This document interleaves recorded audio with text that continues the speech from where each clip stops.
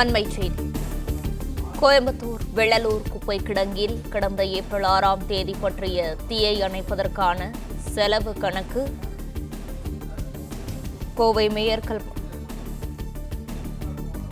இதுகுறித்த கூடுதல் விவரங்களை செய்தியாளர் நேசராஜ் வழங்க கேட்கலாம். வணக்கம் நேசராஜ், இது குறித்த முழு விவரங்களை பதிவு பண்ணலாம். வணக்கம். கோவை வெள்ளலூர் குப்பை கிடங்கில் கடந்த ஏப்ரல் மாதம் 6ஆம் தேதி தீப்பற்றி எரிந்தது. தீயை அணைக்க சுமார் 11 நாட்களில் 27,51,678 ரூபாய் செலவு செய்துள்ளதாக மாநகராட்சி ஒப்புதல் தீர்மான நகலில் குறிப்பிடப்பட்டுள்ளது. கோவை மாநகராட்சியில் சாதாரண மாமன்ற கூட்டம் இன்று நடைபெற்றது.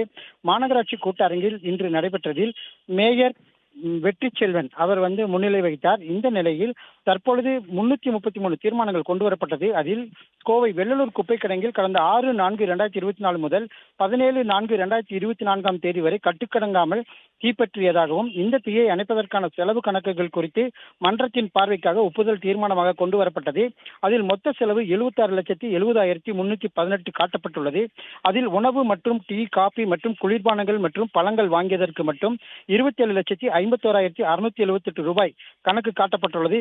இது பல்வேறு விமர்சனங்களுக்கு உள்ளாக்கியுள்ளது. இது குறித்து கோவை மாநகராட்சி ஆணையாளர் சிவகுரு பிரபாகரன் இது குறித்து விளக்கம் கொடுப்பதாகவும் தெரிவித்துள்ளது குறிப்பிடத்தக்கது.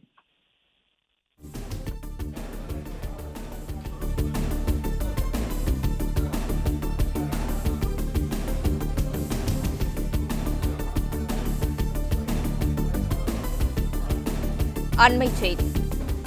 கோயம்புத்தூர் வெள்ளலூர் குப்பை கிடங்கில் கடந்த ஏப்ரல் 6ஆம் தேதி பற்றிய தீயை அணைப்பதற்கான செலவு கணக்கு குறிப்பிடப்பட்டுள்ளது.